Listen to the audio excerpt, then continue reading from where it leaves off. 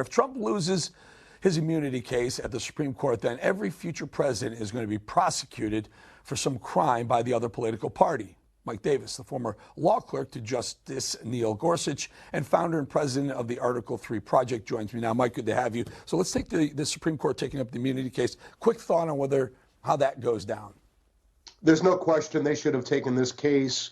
Federal judges are immune from criminal prosecution for their official acts. Members of Congress are immune from criminal prosecution for their official acts. Why wouldn't the President of the United States be immune from criminal prosecution for his official acts? If they don't establish that, if the Supreme Court does not establish that, does that mean the Trump 47 Justice Department can prosecute President Obama for capital murder for drone striking 2 American citizens, including a minor? Does that mean that now Judge David Barron, who was Obama's legal advisor at the time, can also be prosecuted? This is obvious that the Supreme Court will establish that presidents are immune from criminal prosecution for their official acts. This case will get remanded back to Judge Chuckin for an evidentiary hearing on what was presidential versus what were personal versus presidential actions.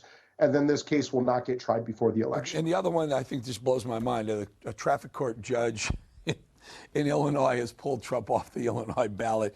I mean, it's just insane. What are these people doing, Mike? Are they just trying to make a name for themselves?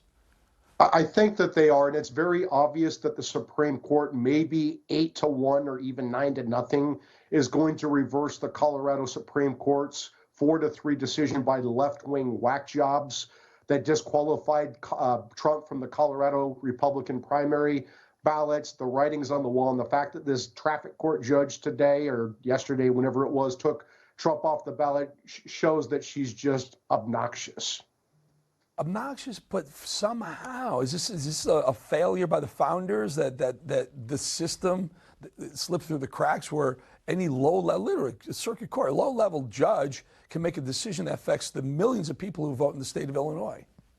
Yeah, it's insane. It's very clear from case law from more than 150 years ago. If you want to disqualify under Section 3 of the 14th Amendment, passed after the Civil War to chase Confederates out of office for insurrection or rebellion, you have to bring federal criminal charges for insurrection or rebellion. You have to have a grand jury indict, a jury unanimously find guilt, a federal judge convict, and that conviction upheld on appeal. That's the only way you can do it. Mike Davis, going to leave it right there. Thank you for your time. Thank you for joining us. Thank you.